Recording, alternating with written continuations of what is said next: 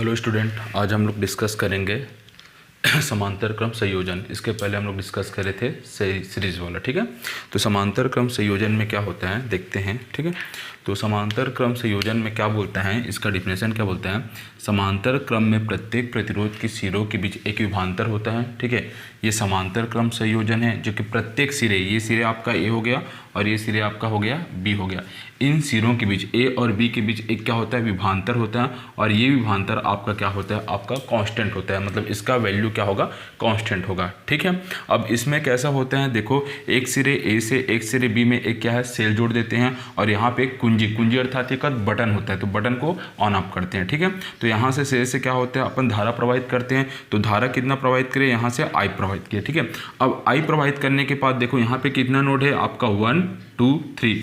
तो ये क्या होगा, आपका जो धारा जो है इस परिपथ में क्या होगा, डिस्ट्रीब्यूट हो जाएगा। तो डिस्ट्रीब्यूट होगा तो सपोज यहाँ से I1 चला गया, इसमें I2 चला गया, इसमें I3 गया, क्योंकि परिपथ अलग अलग है, इसका धारा का वैल्यू क्या हो जाएगा, अलग अलग हो जाएगा। ठीक है, जब धारा का वैल्यू अलग अलग हो गया है, ठीक है, तो यहाँ पे इसका प्रतिरोध भी अलग होगा। तो I1 के रिस्पेक्ट में इसका प्रतिरोध कितना हो जाएगा, R1, I2 के रिस्पेक्ट में कितना हो जाएगा, R2, और I3 के रिस्पेक्ट में क्या हो जाएगा, R3 हो जाएगा। अब ये जब ये I1 I2 I3 यहाँ पे भी मैच करेगा तो यहाँ पे धारा का वैल्यू क्या हो जाएगा, I हो जाएगा। ठीक है, तो ये क्या हो गया, एक आपका समांतर श्रेणी का क्या है, आपका डायग्राम है। ठीक है, तो ये इस प्रकार है। अब देखते हैं, सपोज यहाँ पे धारा, इस परिपथ में धारा क्या प्रवाहित हो रही है, आई प्रवाहित हो रही है। तो आई प्रवाहित होने पर कितने भागों में डिवाइड हो जाता है, I1 I2 I3, 3 परिपथ है। तो 3 परिपथ में क्या हो जाता है, ये विभाजित हो जाते हैं। तो इसका टोटल धारा कैसे होगा, इसका तुल्य धारा कितना होगा, तुल्य धारा I इक्वल टू कितना हो जाएगा, I1 plus I2 plus I3 हो जाएगा। ठीक है, ये टोटल कितना है, I है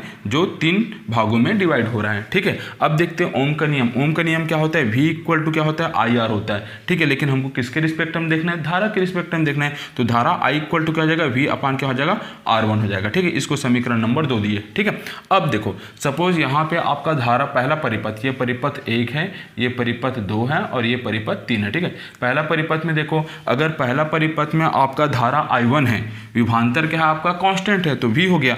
तो इसका प्रतिरोध कितना है, यहाँ पे देखो R1। ठीक है, अब वैसे ही यहाँ पे देखो, इस सेकंड परिपथ में देखो, धारा I2 हो गया, तो विभांतर क्या है, V है, कांस्टेंट है, और आपका प्रतिरोध कितना हो जाएगा, R2 हो जाएगा। और वैसे ही I3 में जब धारा I3 होगा तो विभांतर क्या होगा, V होगा, और आपका प्रतिरोध R3 हो जाएगा। ठीक है, तो यहाँ पे देखो, ये आपका I1 I2 I3 हो जाएगा। ठीक है, अब देखते हैं क्या होता है। यहाँ से देखो, I1 I2 I3 का मान समीकरण 1 में रखने पर, इस समीकरण में 1 में रखना, तो I का क्या हो जाएगा, I हो गया, I1 इक्वल टू क्या हो जाएगा, V अपान R1 प्लस का प्लस, I2 इक्वल टू क्या हो जाएगा, V अपान R2 प्लस का प्लस, और I3 इक्वल टू क्या हो जाएगा, V अपान R3। ठीक है, अब देखो यहाँ से I इक्वल टू क्या लिख सकता हूँ मैं, V अपान R लिख सकता हूँ। तो I इक्वल टू मैं लिख दिया V अपान R। ठीक है, अब यहाँ से देखो, V अपान R1 प्लस V अपान R2 प्लस V अपान R3। ठीक है, इसमें क्या कॉमन है, V सब में कॉमन है, तो V अपान R हो गया और V कॉमन निकल गए, तो क्या बचेगा, 1 अपान R1 प्लस 1 अपान R2 प्लस 1 अपान R3। ठीक है,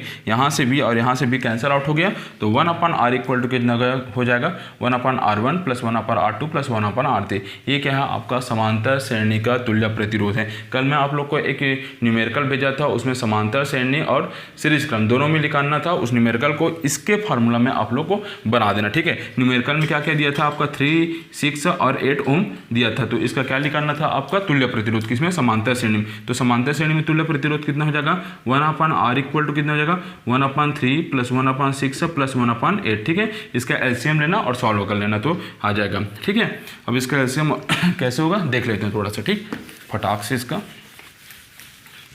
देखो क्या क्या दिया था कल वाले एग्जाम्पल में।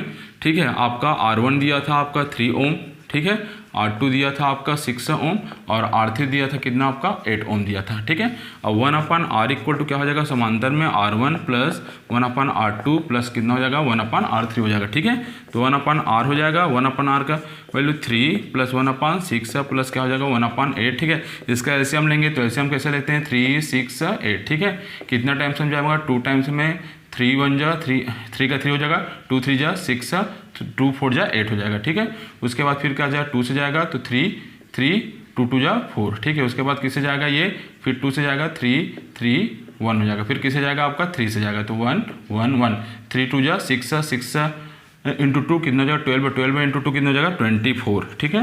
तो यहाँ से क्या 3 का डिवाइड बाय 24 से करेंगे कितना टाइम से जाएगा 8 टाइम्स का, प्लस 6 का डिवाइडेड बाय 4 से करेंगे तो 4 टाइम से जाएगा, और 8 को डिवाइड करेंगे 24 से 3 टाइम से जाएगा, ठीक है। तो 8 4 कितना होगा 12, 12 प्लस 3 कितना होगा 15 अपन कितना हो जाएगा 24। तो 1 अपन आर इक्वल टू क्या हो जाएगा यहाँ पे 15 अपन 24, ठीक है। तो यहाँ से क्या लिख सकता हूँ इसको मैं, और इसको और क्या लिख सकता हूँ मैं, देखो आर इक्वल टू क्या लिख सकता हूँ 24 अपन 15, ठीक है। ऐसे इसको अपोजिट कर दो, ये आपका किस में आ गया ओम आ गया, ठीक है। तो एग्जाम पॉइंट ऑफ व्यू से इंपॉर्टेंट है, इसको अच्छे से कर लेना। Okay, thank you.